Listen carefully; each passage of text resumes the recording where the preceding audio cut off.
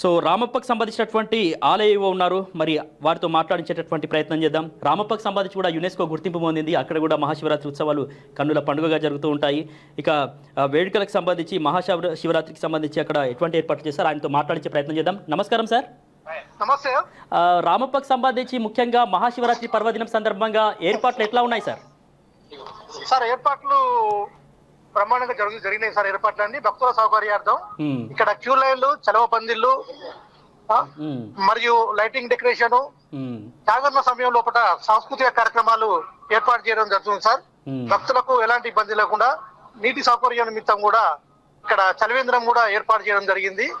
Queue line లో కూడా భక్తులకు వాటర్ అందించడం జరుగుతుంది సార్. ఇప్పుడిప్పుడే పబ్లిక్ స్టార్ట్ అవుతున్నారు సార్. దాదాపు ఎంతమంది భక్తులు వచ్చే అవకాశం ఉందండి ఈ మహాశివరాత్రి ఉత్సవాలకు?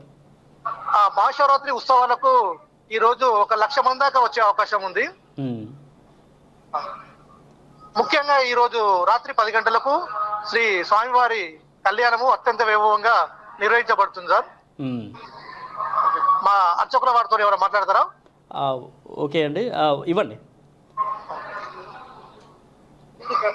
హలో, చెప్పండి. మొత్తానికి మహాశివరాత్రి పర్వదినం సందర్భంగా ఆ శివుని యొక్క ప్రాముఖ్యత ఏంటి, అక్కడ శివరాత్రి ఉత్సవాలు ఎట్లా జరగబోతున్నాయి?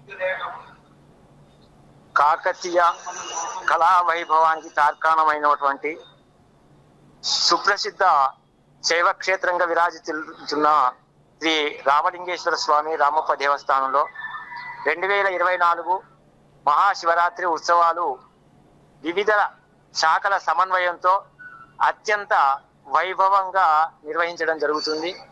ఈ యొక్క 2024 మహాశివరాత్రి ఉత్సవాలను పురస్కరించుకొని మా దేవాదాయ ధర్మాదాయ శాఖ వారు అన్ని రకాలైనటువంటి సదుపాయాలను భక్తులకు ఎలాంటి ఇబ్బందులు జరగకుండా అన్ని రకమైన క్యూ లైన్ కానీ, నీటి వసతి కానీ, వైద్య ఆరోగ్య శాఖ వారితో సంప్రదించి వైద్య ఆరోగ్య కేంద్రాన్ని ఏర్పాటు చేయడం జరిగింది. నీటి వసతి ఏర్పాటు చేయడం జరుగుతుంది. ఓకే, ధన్యవాదాలండి. లైవ్ షోలో పాల్గొని అక్కడ ఉన్నటువంటి ఏర్పాట్లకు సంబంధించి కావచ్చు, లేకపోతే మహాశివరాత్రికి సంబంధించినటువంటి ప్రాముఖ్యతను తెలియజేసినందుకు ధన్యవాదాలు. లైవ్ షోలో పాల్గొన్నందుకు.